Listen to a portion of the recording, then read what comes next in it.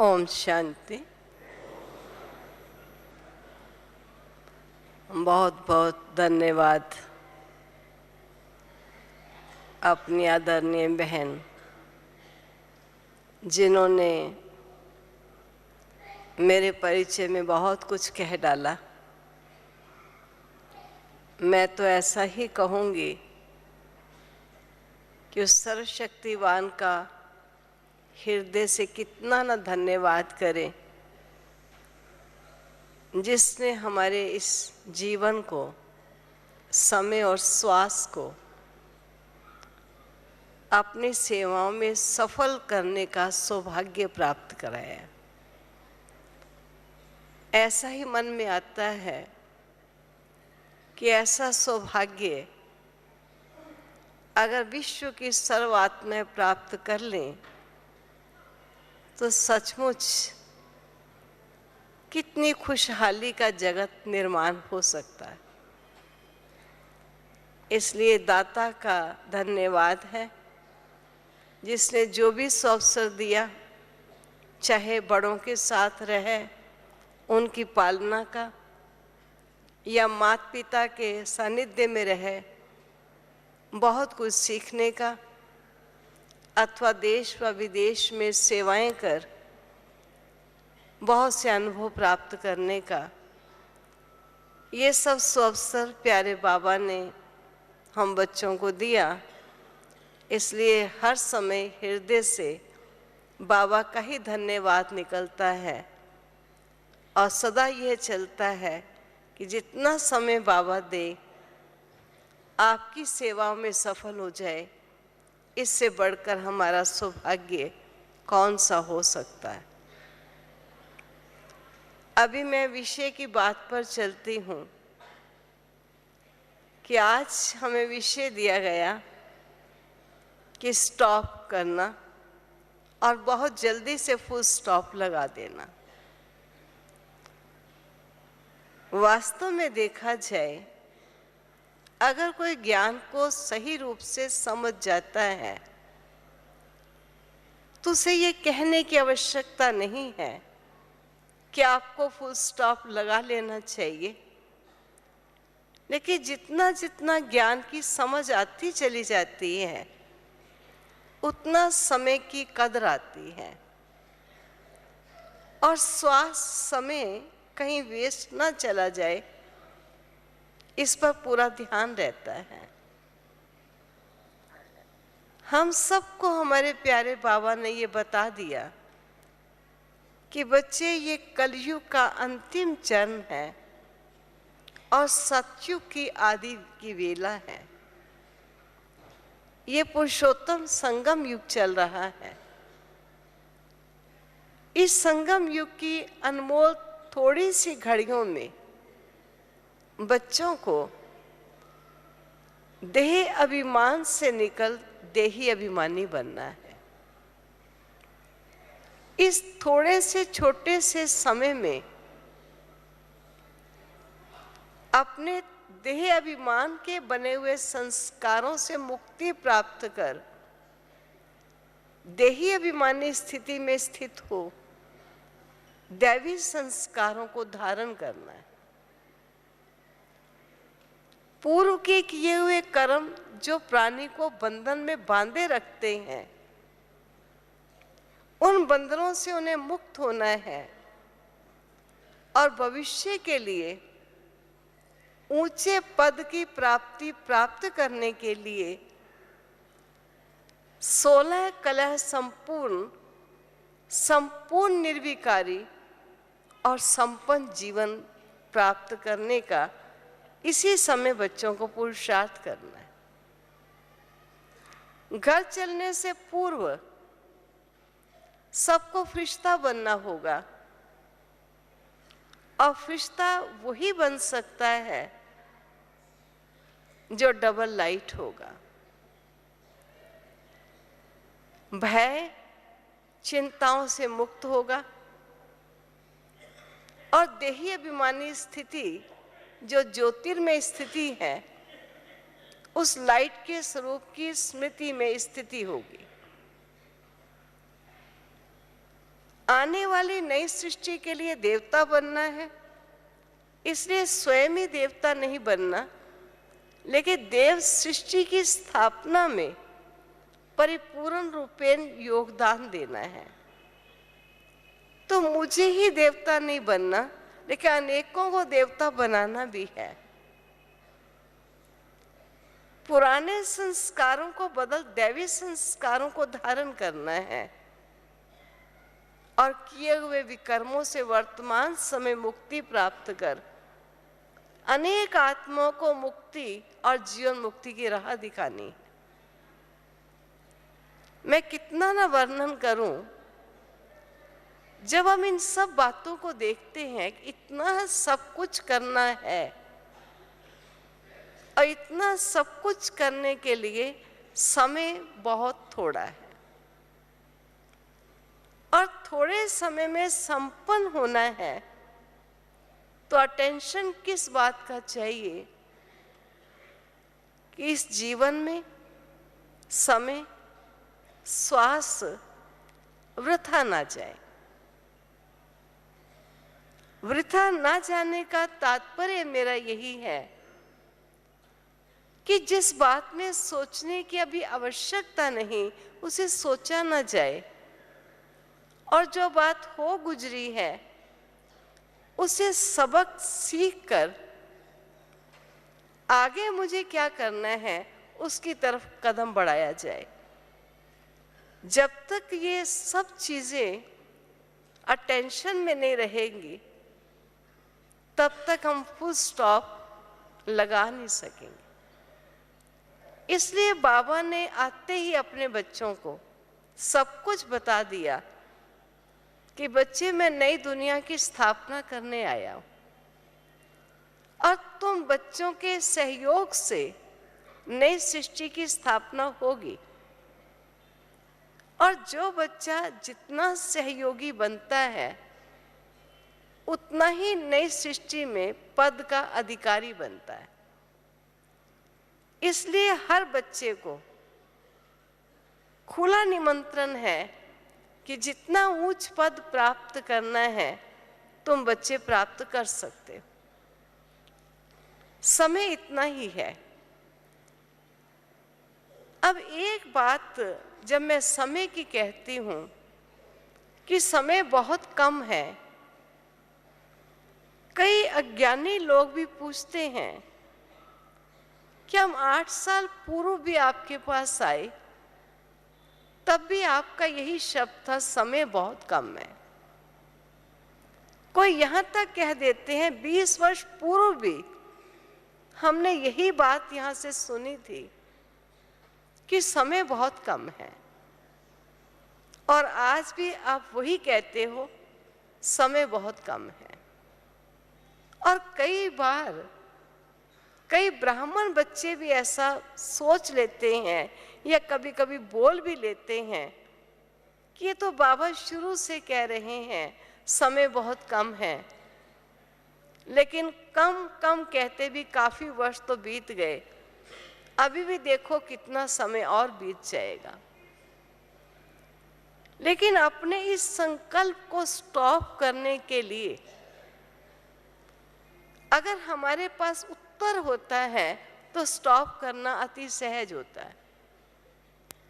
मैंने देखा अगर मुझे किसी भी बात का स्टॉप है, उसे फुल स्टॉप लगाना है, तो जब तक वो प्रश्न का रूप लिए हुए बात रहती है तब तक वो स्टॉप नहीं लगता, और जब वो उत्तर के रूप में अपने सामने आ जाती है, चाहे वो उत्तर हल के रूप में आता है या इस परिस्थिति के सामना करना ही है मुझे, चाहे इसी रूप में हमारे सामने आ जाता है, तब भी फुल स्टॉप लग जाता है।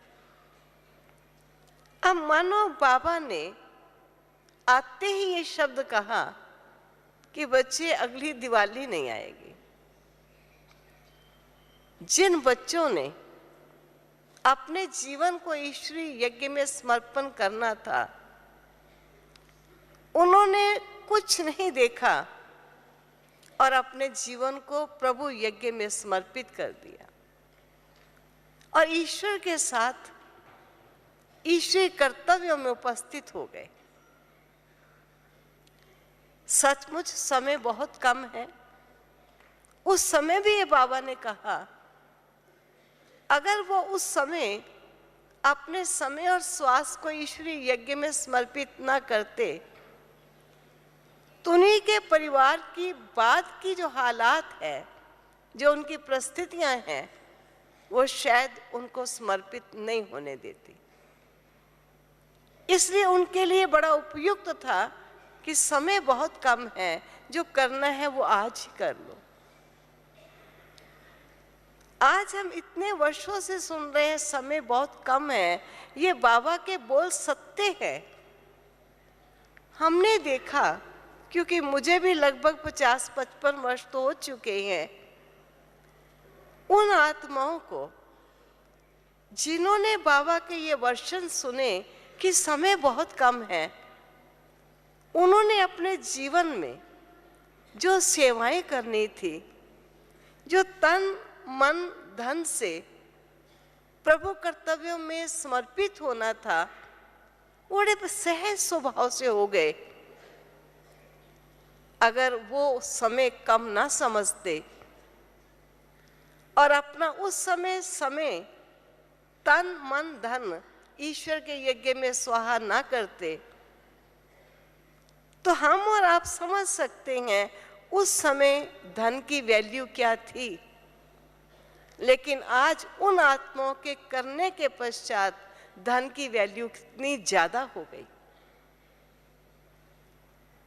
वो धन जो थोड़ा सा किया था, आज उनका उस समय का किया हुआ धन आज कितनी ज्यादा कीमत वाला वो धन बन गया। कभी सोच के तो देखो। अगर यही कहेंगे, अरे हमने तो जल्दी कर दिया, समय तो अभी बहुत पड़ा था, लेकिन उस समय जो तन काम कर रहा था, अगर कुछ वर्ष के पश्चात करते तो शायद ये तन इतना सहयोग ना देता।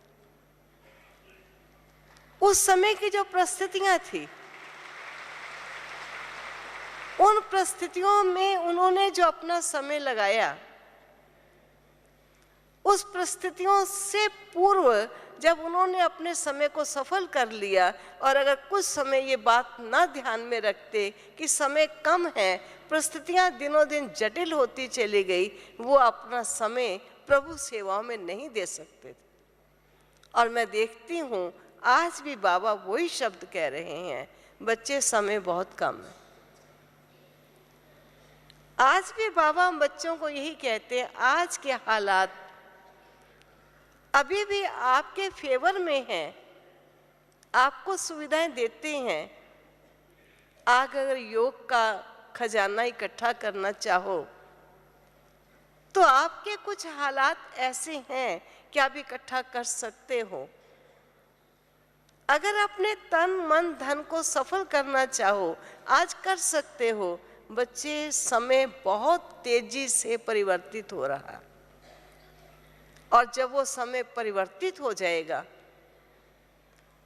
और उस समय आपके पास ज्ञान लेने वाली, शक्ति लेने वाली आत्माएं आएंगी, और आपने जिस समय बाबा ने कहा समय कम है, अपने में शक्तियों का स्टॉक भरपूर कर लो। अगर उस समय भरपूर नहीं किया और लास्ट में जब आत्माएं शक्ति लेने वाली आकर खड़ी हो जाएंगी, तो आप सोचिए उस समय हम क्या कर सकेंगे। हम ये कभी नहीं कह सकते। बाबा तो बहुत समय से कह रहा है समय कम है, लेकिन समय अनुसार अगर देखा जाए तो जिस समय बाबा ने कहा वो समय कम था, जिन्होंने कर लिया सो कर लिया। फिर समय आया, बाबा ने फिर कहा समय कम है, फिर जिन्होंने जो करना था कर लिया। आप सब में से बहुतों ने यज्ञ की गाथाएं सुनी होंगी। हमारी दादियां जब हमको बताती हैं कि बाबा कभी कभी काम देता था कि आज एक ऐसे लिखो बच्चे कि अगर कोई आपको बिल्कुल नास्तिक मिले तो उसे बाप की पहचान कैसे देकर उसे आस्तिक बनाओगे। अगर किसी मंदिर में आपको कोई निमंत्रण मिले तो आप उस मंदिर में क्या भाषण करोगे? अगर किसी गंगा जमुना के किनारे आपको जाना मिले तो आप वहां भक्तों को क्या सुनाओगे? ये बाबा प्रारंभ में जब भट्ठी में बाबा के पास बच्चे थे, उस समय बाबा बच्चों को ये काम देकर ये सिखाता था। लेकिन कुछ बच्चों ने यही सुना और यही सोचा कि हम तो यज्ञ में आ गए, समय बड़ा कम है, अब तो बाबा के साथ परम धाम चले जाएंगे, हमें क्या पड़ी है भक्तों को ज्ञान सुनाओ या नास्तिकों को ज्ञान सुनाओ, या आस्तिकों को सुनाओ या जमुना के किनारे पर सुनाओ। इसलिए सुनते हुए भी अलबेले रहते थे कि ये तो बाबा बच्चों को ध्यान लगा रहे हैं, बाकी अभी हमको तो वापस चले जाना है। लेकिन जिन्होंने उस समय तैयारी कर ली, चाहे वो खेल खेल में बाबा कभी डायलॉग बनवाते थे, कभी नाटक सिखाते थे, उस रूप से बताते थे कैसे अज्ञानियों को ज्ञान दोगे, नास्तिक को आस्तिक बनाने के लिए बूला भाई कर एक ड्रामा सा बना देते थे ताकि बच्चे ये करें। और जो बच्चे बाबा की उस समय उस आज्ञा को मानते रहे, जिस समय सेवा का क्षेत्र प्रारंभ हुआ भारत में आने के पश्चात, उस समय सेवा में वो आत्माएं सफल हुई जिन्होंने बाबा के उस समय के बोल सुने, समझे और जैसे बाबा ने कहा वैसे उन्होंने प्रैक्टिकल किया। और जब वो सेवा स्थानों पर गए तो उन्हें आस्तिक को ज्ञान सुनाना और नास्तिक को ज्ञान सुनाना, भक्तों को ज्ञान सुनाना, विभिन्न धर्म वालों को ज्ञान सुनाना, ये सरल हो गया। और जिनको ये ज्ञान नहीं सुनाना आता था वो बाबा के पास ऐसे ही बैठे रहे। कभी कभी बाबा ऐसा कह भी देता था, ये पच्छड़ माल मेरे कोई बच्चे ऐसे भी हैं जो अभी सेवाओं के लिए तैयार नहीं हैं।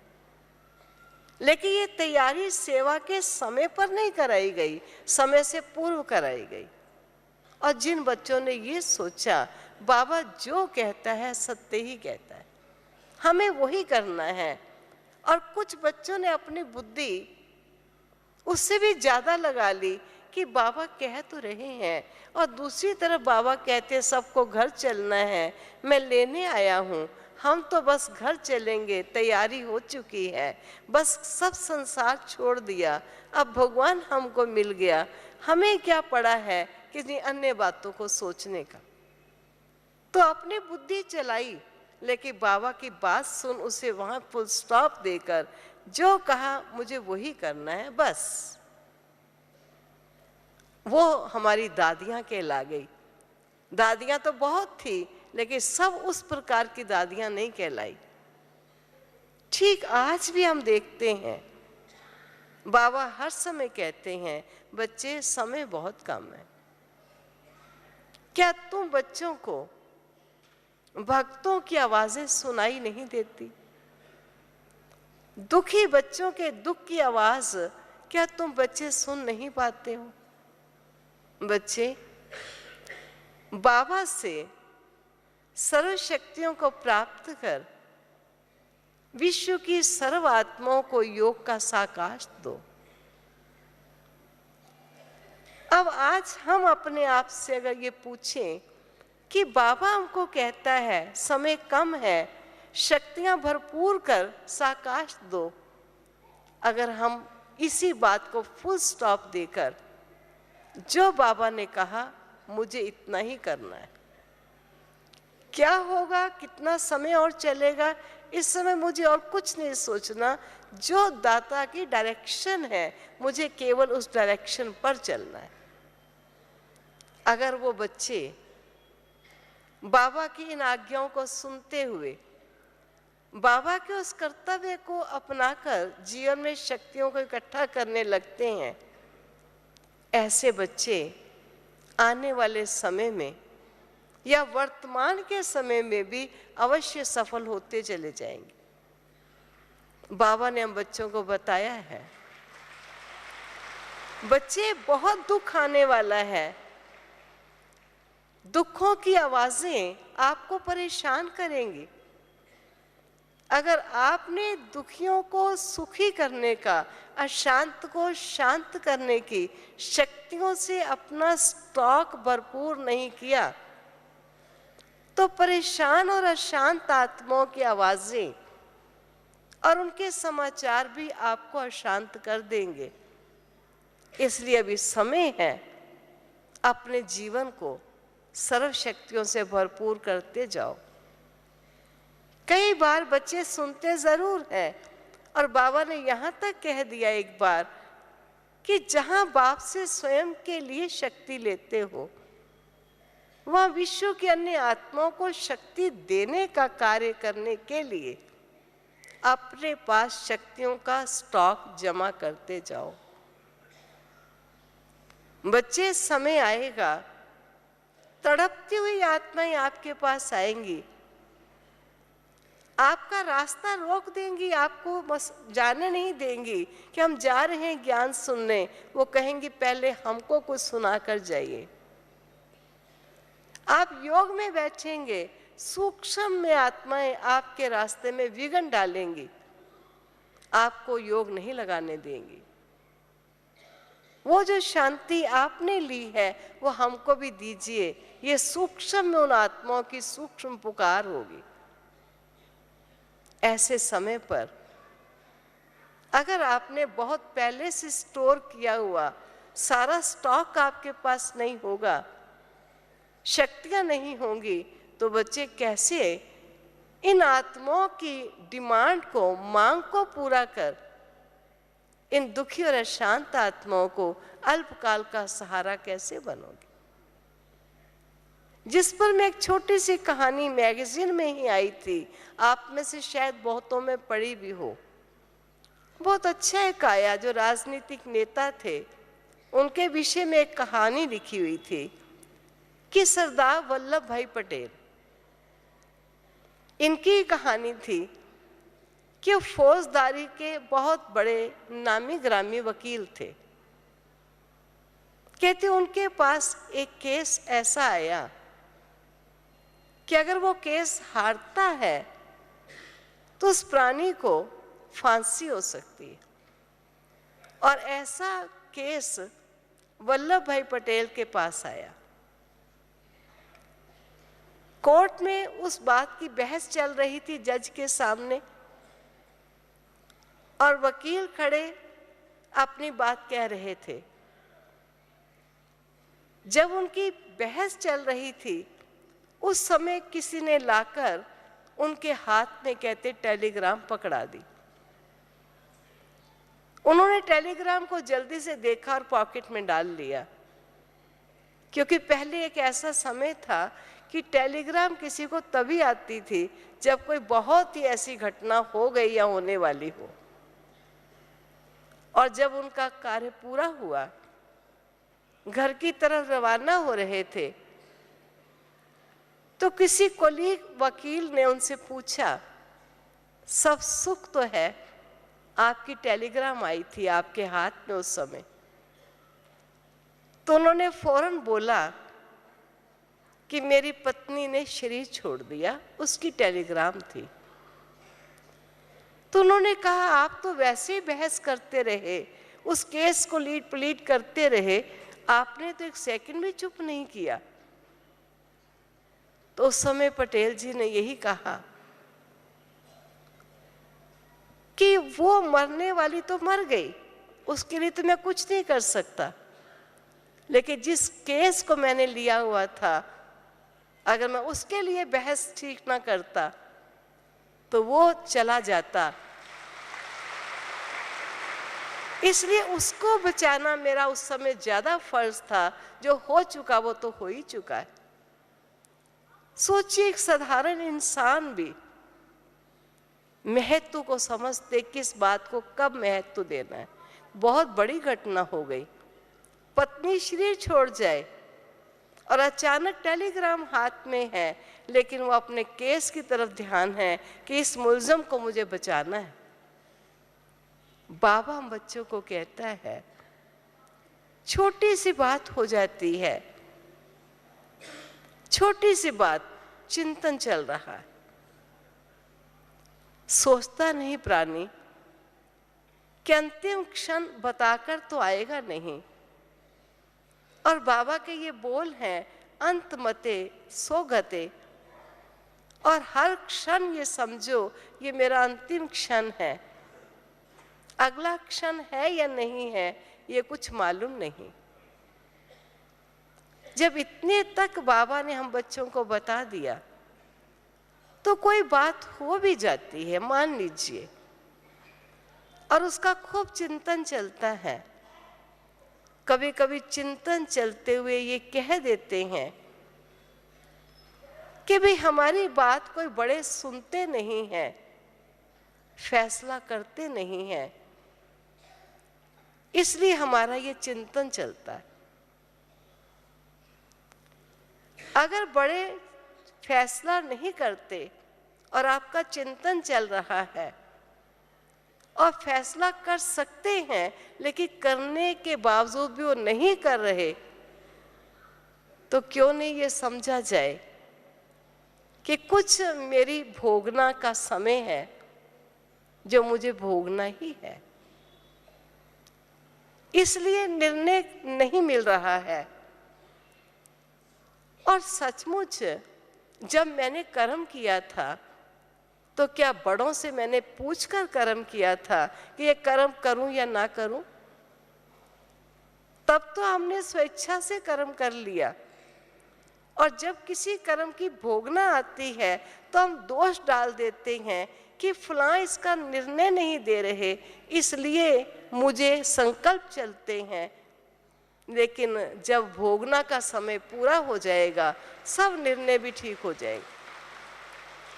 बाबा हमको कहते हैं कुछ भी हो जाए, आपका काम है मुझ बाप को याद करना।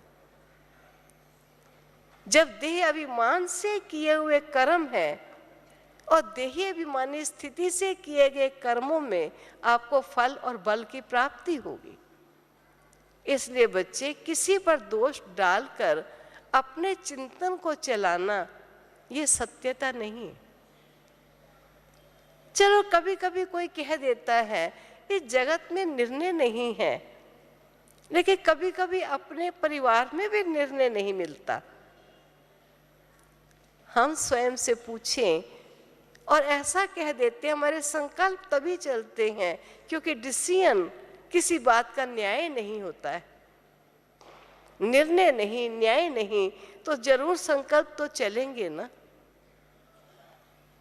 हम ये समझ सकते हैं कि हम ईश्वर के ज्ञान में न्याय लेने के लिए नहीं आए।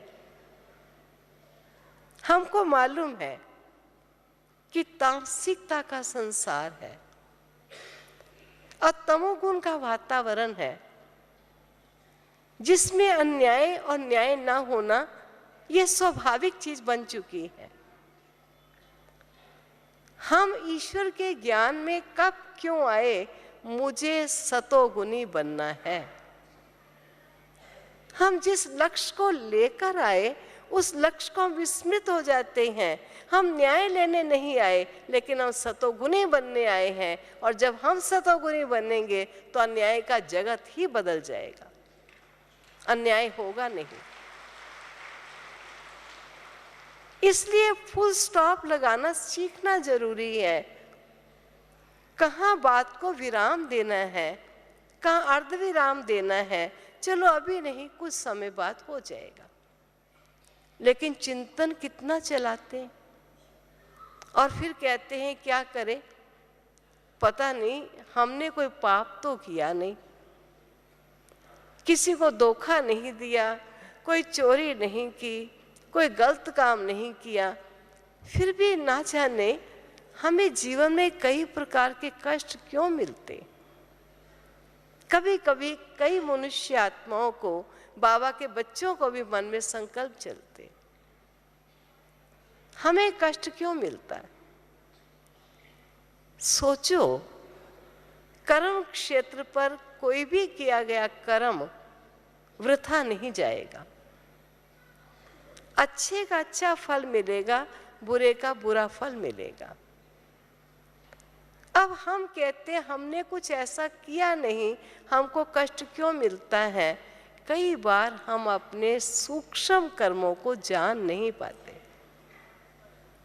मान लीजिए मुझे किसी से कोई बात कहनी है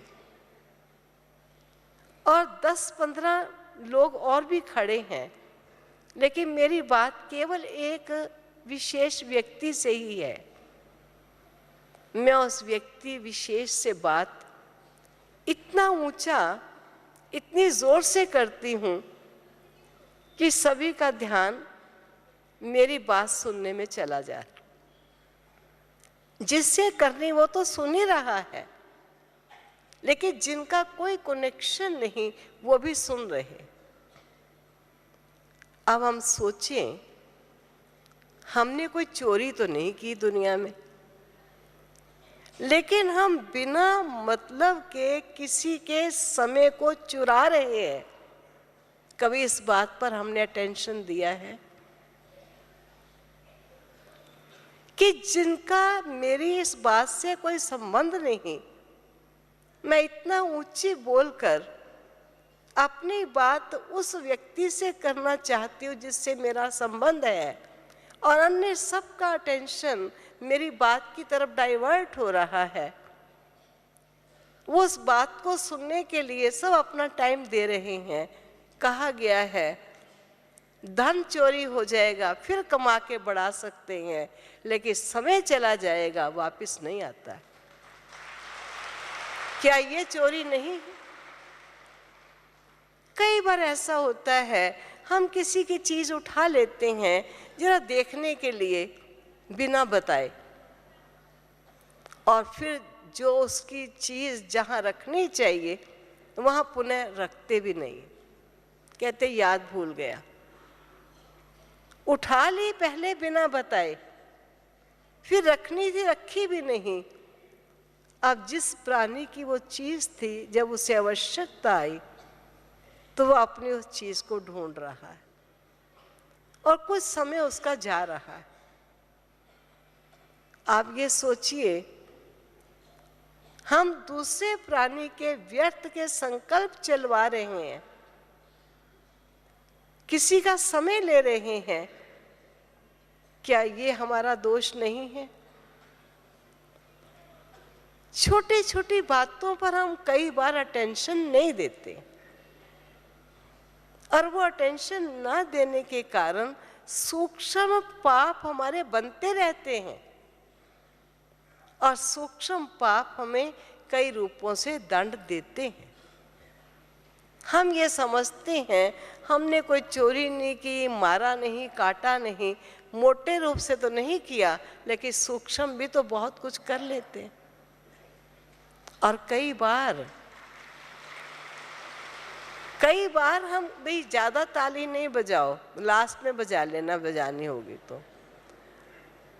कई बार ऐसा होता है कि हम कोई चीज ऐसी है जो हम किसी चीज को किसी को देना चाहते हैं, लेकिन देना तो चाहते हैं, लेने वाला उस चीज को ले नहीं पा रहा।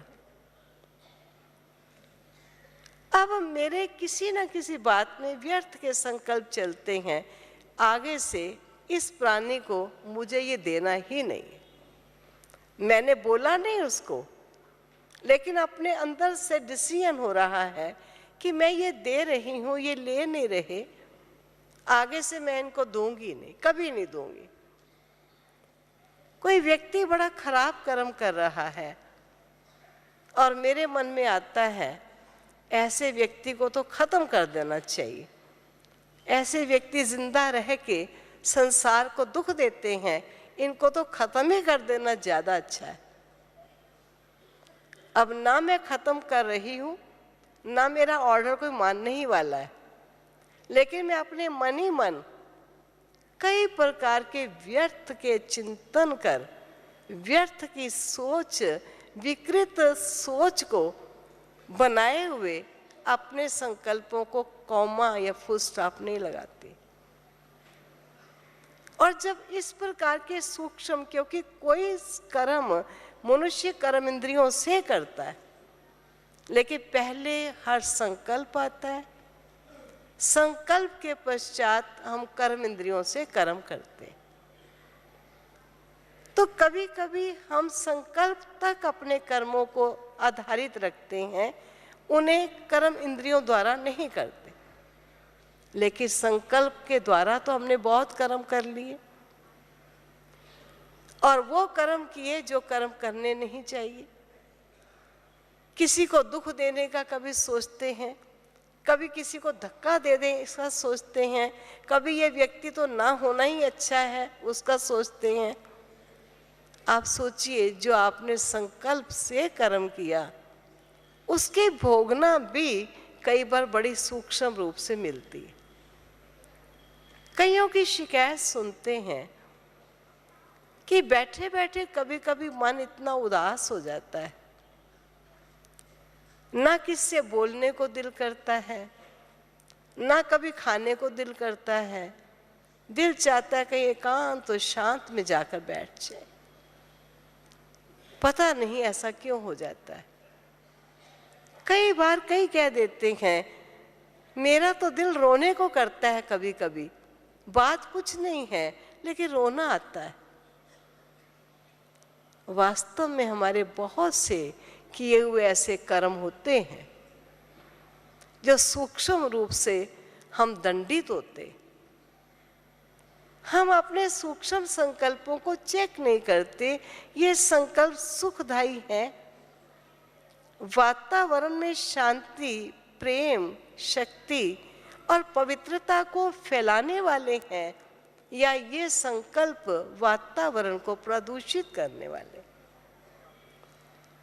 अगर हमारे संकल्प भी सही नहीं होते, उनको भी हम स्टॉप नहीं करते, जो संकल्प नहीं करना चाहिए, जो संकल्प कर्म में आना ही नहीं है, उन्हें स्टॉप नहीं करते, तो वही कर्म हमें सूक्ष्म रूप से दंड देते हैं। और वो दंड का परिणाम ये होता है कि कभी कभी दिल चाहता है रो लें, दिल चाहता है आज बस किसी से बोले नहीं, शांत और एकांत में होकर बैठ जाए।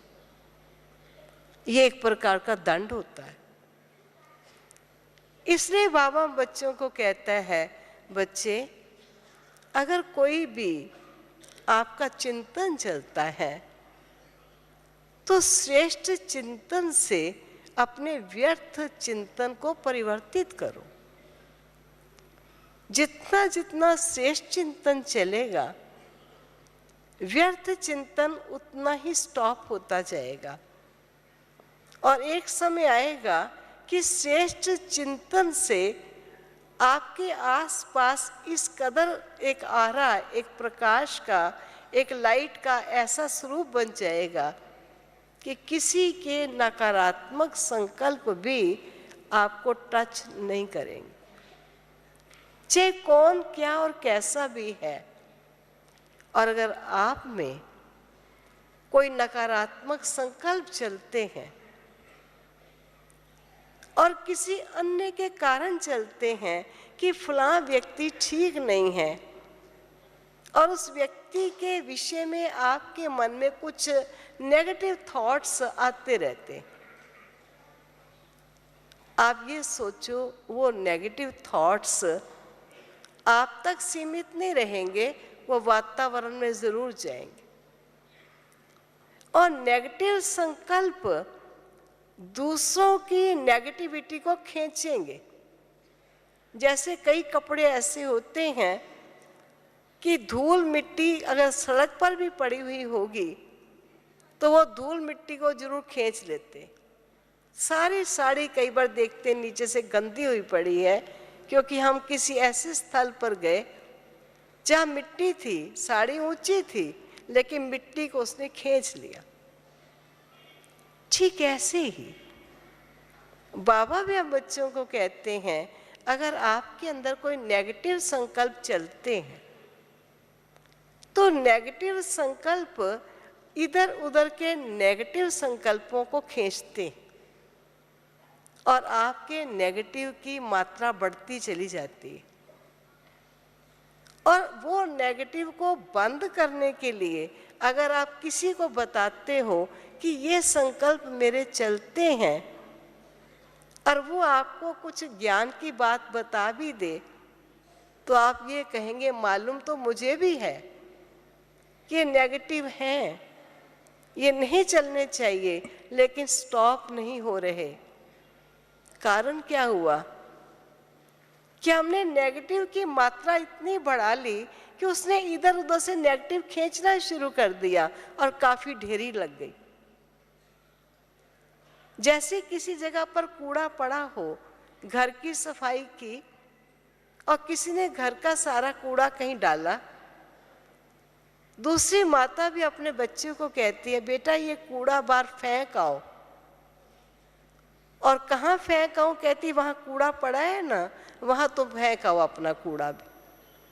और एक समय ऐसा आ जाता है कि कूड़ा फेंकते फेंकते वो जगह पर कूड़े का ढेर लग जाता है। ठीक इसी प्रकार अगर हमारे में नेगेटिव चलेगा तो चारों तरफ के वातावरण में नेगेटिविटी इतनी ज़्यादा है कि नकारात्मक संकल्प हम खींचने शुरू कर देंगे, और नकारात्मक संकल्पों से छुटकारा पाना बड़ा मुश्किल होगा। इसलिए बाबा कहते हैं स्टॉप करो, जहां समझ आ जाए फौरन स्टॉप कर दो। मान लीजिए एक मनुष्य है, बिना किसी बात के उसने आपको धक्का दे दिया, बिना किसी बात के आप पर कोई लाछन या कलंक लगा लिया। आपको बड़ा बुरा सा लगता है कि जब इसका मैंने कुछ बिगाड़ा नहीं, इसने मुझे धक्का क्यों दिया।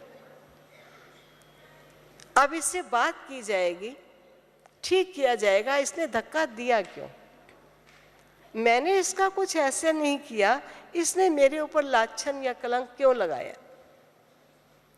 कहते आप कहते हो संकल्प ना चले, फुल स्टॉप लगा लो। आज की दुनिया फुल स्टॉप लगाने ही नहीं देती है।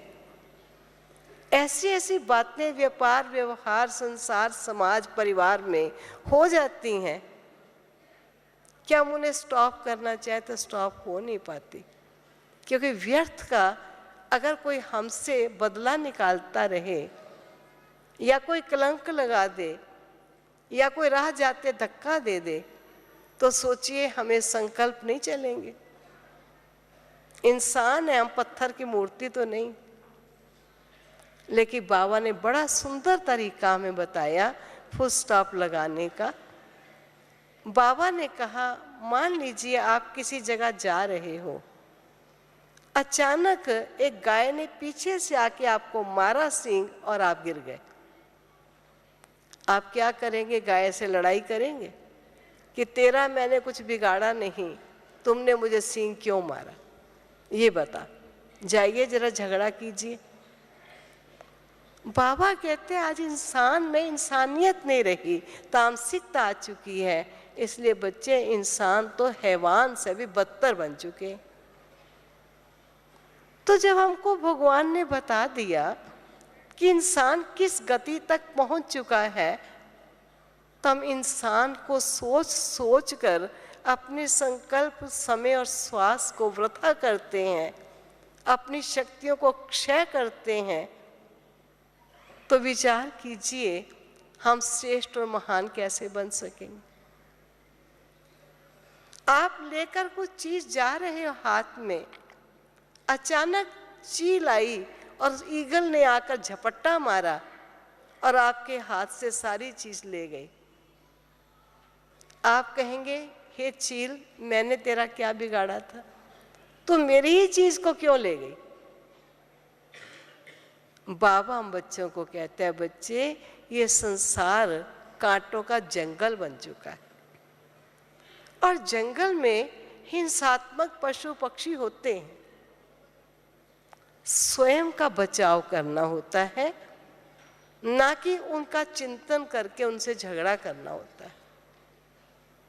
अगर आप ये समझो कि जंगल है, कांटेदार झाड़ियां हैं, मुझे अपना पल्लू बचाकर चलना है, नहीं तो मेरा पल्लू कहीं भी फंसेगा तो नुकसान मुझे ही होगा, झाड़ी को तो मैं कुछ नहीं कह सकूंगी।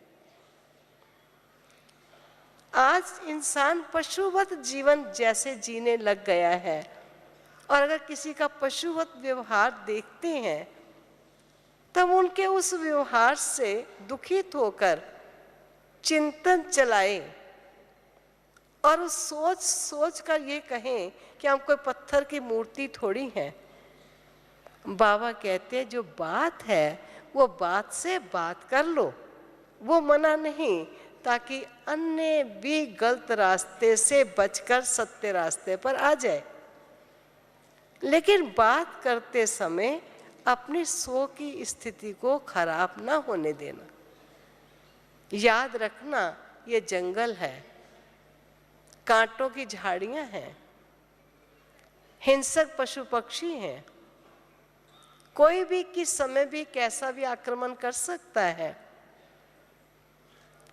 ये ना समझो कि यहाँ किसी प्रकार का कोई ठोकर हम पर लगेगी, नहीं लगेगा सब। इसलिए बाबा की जब बातें हम याद करते हैं तो मैं देखती हूँ कि हमको जब बाबा के ज्ञान के आधार से हर चीज़ का उत्तर मिलता है तो ये जो हमारे मन में नए प्रकार के प्रश्न और बुद्धि में संकल्प चलते ही चले जाते हैं और फुल स्टॉप लगता नहीं है, बाबा की आज्ञा की अवज्ञा हो जाती है, समय व्यर्थ चला जाता है और फिर हम कहते हैं हम तो बहुत पुराने ज्ञान में चलने वाले। समय से कोई पुराना नहीं हो जाता है। पुराना उसी को कहेंगे जिसने जीवन के अभ्यास में ईश्वर के ज्ञान को पुराना कर लिया, पूरा ही जीवन को उस ढाल पर चलाया, वो पुराना है। समय की क्या बात है, समय तो कैसे चला जाता है। बहुत सुंदर एक बात मुझे याद आ रही है कि कैसे हम फुल स्टॉप लगाते हैं। मैं एक कहानी सुन रही थी, कोई यहीं सुना रहे थे कि एक भेड़ों को चराने वाला भेड़ों को चरा रहा था और पेड़ पर बैठा था। ये कहानी सुनाते हैं, मैं उसका सार बताती हूँ। और ऊपर बैठा है पेड़ पर, और उसको एक दिन कहते विचार चला कि भेड़ें तो अपना चारा चर लेती और मैं ऊपर बैठा रहता हूँ। मैं आज क्यों ना भगवान से पूछूं कि हम भी तेरी गैया तेरी भेड़ें इस साकार जगत में आई हुई हैं और हम कुछ ना कुछ लगे हुए इसमें करने के लिए, और तू वहां अकेला बैठा रहता है, तू सारा दिन क्या करता है? जरा भगवान से मैं पूछूं। कहते वो ऐसे चुप होकर बैठा था तो एक राहगीर ने पूछा कि गडरिये तुम इतने शांत होके क्या बैठ के कर रहे हो? तो उसने अपने मन की बात सुना दी कि मैं भगवान से बात कर रहा हूं। तो उन्होंने कहा बात करने का ये तरीका नहीं होता, मैं तुझे लिखत में एक प्रार्थना देता हूं, तुम ये करना, ये बात का तरीका होगा। वो बेचारा लिखत उस चीज को रटता रहा। कहते उसको एक आवाज सुनाई दी ऊपर से उस पत्र को देने वाले को कि वो अच्छा वाला मेरे से बात कर रहा था, तुमने उसको क्या लिखत दे दी जो ना भाषा जानता है ना उसके भाव उसमें आते हैं, वो मेरे से क्या बात करेगा? तो मैंने एक कहानी से सुन रही थी तो मेरे मन में आया कि आज मैं बाबा से पूछूं कि बाबा हम जब सब यहाँ, मान लीजिए वो गडरिया अगर आपसे पूछता, अभी तो उसकी बात हुई नहीं, लेकिन अगर वो आपसे पूछता कि हम सब यहाँ आ गए, आप ऊपर अकेले क्या करते हो, तो आप उसको क्या बताते? अपनी बुद्धि को किसी अच्छी बात में लगा दें जिसे व्यर्थ नहीं चले, व्यर्थ को स्टॉप मिल जाए, श्रेष्ठता का भंडार भरपूर हो जाए। तो मैं ऐसे ही बाबा से बैठी पूछने लगी कि अगर आपसे वो सचमुच पूछता तो आप उसको क्या बताते। तो मुझे ऐसा रिस्पॉन्स मिलता है जैसे बाबा से कि मैं उसे कहता कि तुम कमाई तो कर ही रहे हो जो भेड़ों को लेकर यहाँ आते हो, लेकिन तुम पेड़ पर बैठे बैठे अगर मेरी भेड़ें, जो मेरे बच्चे साकार जगत में आकर बड़े अशांत दुखी हो चुके हैं, तुम मेरे से साकाश लेकर, शक्ति लेकर और मेरे बच्चों को शक्ति का सहयोग दो तो तुम डबल कमाई कर लोगे। मैं उन्हें ये कहता। मेरे फिर मन में प्रश्न उठा। मैंने कहा बाबा, वे तो आपके बच्चे हैं, उन्हें तो आप सहयोग साकाश देंगे ही, वो क्यों अकेला देगा। बाबा फिर कहते हैं, बच्चे, बाबा अपने बच्चों को शक्तियां देता है और बहुत से बच्चे जो आस्तिक हैं, मुझे जानते नहीं हैं, आस्तिक हैं लेकिन विश्वास रखते हैं मेरा, वो भी मेरा अल्पकाल का सहयोग प्राप्त करते हैं। लेकिन वो बच्चे जो नास्तिक हैं, जो मेरे ऊपर विश्वास नहीं करते और दुनिया की परेशानियों से वो भी परेशान है, वे भी अशांत हैं, ऐसे बच्चों को शांति के साकाश देने की ड्यूटी आप बच्चों की है। ये कार्य आप बच्चों को करना है क्योंकि आपका कनेक्शन मुझ बाप से है और मेरे द्वारा शक्तियों को प्राप्त कर शक्ति की अभिलाषी आत्माओं को इन शक्तियों का सहयोग आप बच्चों के द्वारा ही बाबा दिलाता है। बाबा तो बच्चों को सहयोग देने के लिए बांधा हुआ है, लेकिन बच्चों का कार्य है सर्व विश्व की आत्माओं को सहयोग देना। हम देखें, हम अपने बाबा के दिए इस कार्य में कितना समय तत्पर होते। अगर हम बाबा की आज्ञा के अनुसार अपने मन और बुद्धि को उसी अनुकूल चलाते चले जाएं, तो व्यर्थ के करने का समय ही नहीं मिलेगा।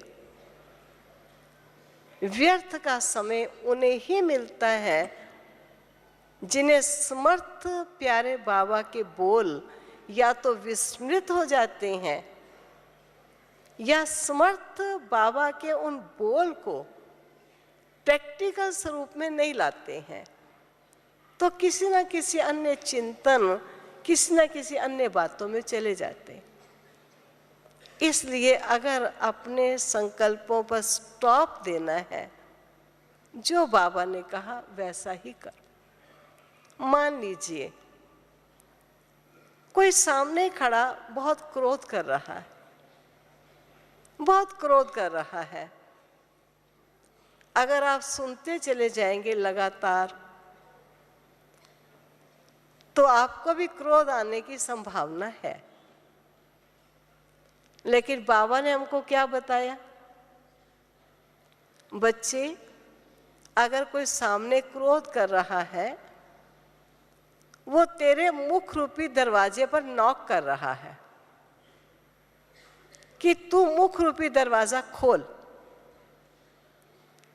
और अगर ऐसा दुश्मन जो तेरा दरवाजा नॉक करे, खटखटाए और तेरा दरवाजा खुलवा दे, तो सोचो वो क्रोध तेरे में प्रवेश होना चाहता है।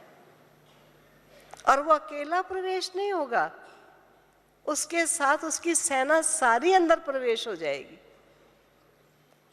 इसलिए कभी कोई क्रोध कर रहा होता है, उस समय ख्याल रखना ये क्रोध मेरे मुख रूपी दरवाजे को खटखटाकर इसे खुलवाना चाहता है, लेकिन मुझे इस दरवाजे को खोलना नहीं है। और क्या करना है? क्या करना है? मुझे शांति और शक्ति के प्रकंपन देने। मुझे इस आत्मा को इतने सहयोग देना है कि अगर ये सहयोग मेरा ना भी प्राप्त कर सके तो कम से कम इसके क्रोध का प्रभाव मेरी शांत की स्थिति में डिस्टर्बेंस नहीं कर सकता।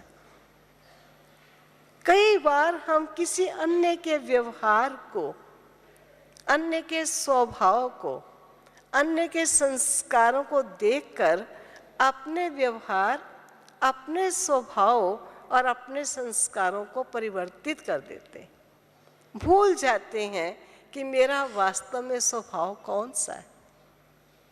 इसलिए बाबा का आदेश है, अगर तुझे फुल स्टॉप देना है, याद रखना मैं आत्मा हूँ, मैं शांत हूँ, मैं शुद्ध हूँ, मैं पवित्र हूँ। बाबा कहते ये नहीं कि मेरी महिमा करते रहो, बाबा तू शांति का सागर है, तू प्रेम का सागर है, तू आनंद का सागर है। ऐसी महिमा तो भक्त भक्ति में भी करता है। अगर तुमने भी मेरी महिमा कर ली और भक्त ने भक्ति में भी कर ली तो तेरे और भक्त में फर्क क्या हो? इसका मतलब ये नहीं कि महिमा हम ना करें, महिमा हम करें, लेकिन महिमा के साथ दूसरा शब्द क्या जोड़ें? बाबा आप शांति के सागर हो और मैं सदा शांत में रहकर ही आपको दिखाऊंगी। बाबा आप प्रेम के सागर हो और मैं आत्मा कभी भी प्रेम के स्वरूप से नीचे नहीं आऊंगी। आप सर्वशक्तिवान हो, मैं आपकी संतान मास्टर सर्वशक्तिवान हूं, कभी भी कायर या कमजोर नहीं बन जाऊंगी। अगर सचमुच दृढ़ता से हम अपने दिव्यता को जागृत करते हैं, अपने श्रेष्ठ कर्म को हम बार बार चिंतन करके उसे स्वरूप में लाते हैं, तो कई हमारी सुषुप्त शक्तियां, जो सोई हुई शक्तियां हैं आत्मा की, वो जाग उठती। क्योंकि हमें याद आता है कि आज मैंने बाबा को यही तो कहा था कि बाबा आप शांति के सागर हो तो मैं शांति रहूंगी। आप प्रेम के सागर हो, मैं कभी प्रेम को कम नहीं होने दूंगी। अगर बाबा की महिमा के साथ साथ अपने संकल्पों की भी दृढ़ता आ जाएगी तो हमारी सोई हुई शक्तियां जागेंगी। और वो जो हमें व्यर्थ के चिंतन चलते हैं कमियों और कमजोरियों के कारण, वो हमारे स्टॉप हो जाएंगे। क्योंकि ब्राह्मण बाबा के बच्चों को अभी मालूम है सत्य क्या है, असत्य क्या है, करना क्या है, रोकना क्या है। लेकिन अगर वो करने वाली बात को नहीं करते और ना करने वाली बात को करते हैं, अंदर चिंतन चलता है और वो चिंतन कभी उन्हें फुल स्टॉप नहीं लगाने देता है। और अगर ईश्वर के ज्ञान का मनन चलता है, चिंतन चलता है, तो सदा एक प्रश्न सामने आते ही हमारे सामने उसका उत्तर आ जाता है। और जब प्रश्न का उत्तर सामने आता है तो प्रश्न नहीं रहता, उत्तर के रूप में परिवर्तित हो जाता है। व्यर्थ के चिंतन उसमें नहीं चलते। इसलिए बाबा हमको बार बार कहता है, बच्चे समय थोड़ा है, थोड़े समय में तुझे देव बनना है। इस थोड़े समय में जन्म जन्म के विकर्मों से मुक्ति पानी है।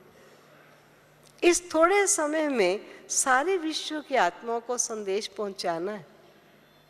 आज कई बार बाबा के कई बच्चे कह देते हैं, अभी सबको संदेश पहुंचा ही कहाँ है जो विनाश होगा। और मैं अपने कई अनुभवों के आधार से देखती हूँ कि संदेश पहुंचने में तो 1 सेकंड क्या कुछ मिनट ही लगेंगे, सारे विश्व को संदेश पहुंच जाएगा। बाबा तो हमको निमित्त बना रहा है ताकि निमित्त बन हम अपना भाग्य बना ले। संदेश पहुंचने में समय नहीं लगेगा। जिसका मुझे याद है, एक बार दिल्ली में किसी ने कहा कि गणेश जी की मूर्ति जहाँ जहाँ थी, कहा कि गणेश जी की मूर्ति ने दूध पी लिया। उनके आगे दूध की कटोरी रखी और गणेश जी की मूर्ति ने दूध पी लिया।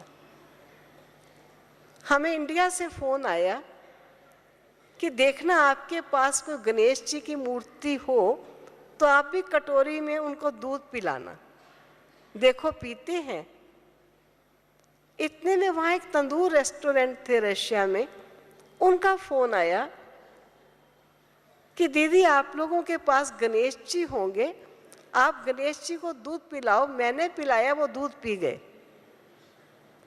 इतने में हमारा एक भाई चाइना गया हुआ था, वो चाइना से फोन करता है, दीदी पता चला इंडिया में दूध पी गया गणेश जी, आपने भी पिला के देखा। मेरे को आया एक छोटा सा संदेश, एक छोटी सी बात, वो भारत से बाहर अन्य देशों में कितनी जल्दी फैल गई। चाहे वो कोई रिद्धि सिद्धि के द्वार ही सही कि वो थोड़ा दूध पीते देखा। प्रैक्टिकल कोई चीज मनुष्य जब देखता है तो प्रैक्टिकल के फैलने में समय नहीं लगता।